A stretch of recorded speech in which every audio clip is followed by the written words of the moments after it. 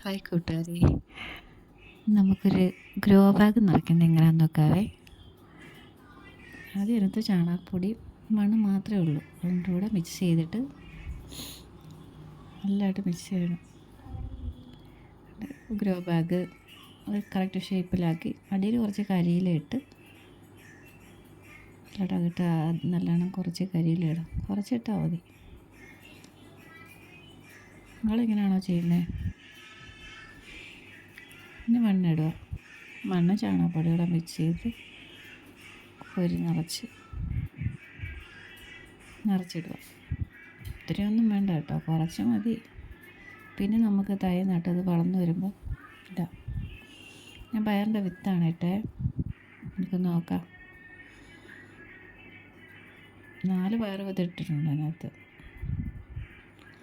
അധികമാണെങ്കിൽ നമുക്ക് പിഴുത് കളയാം.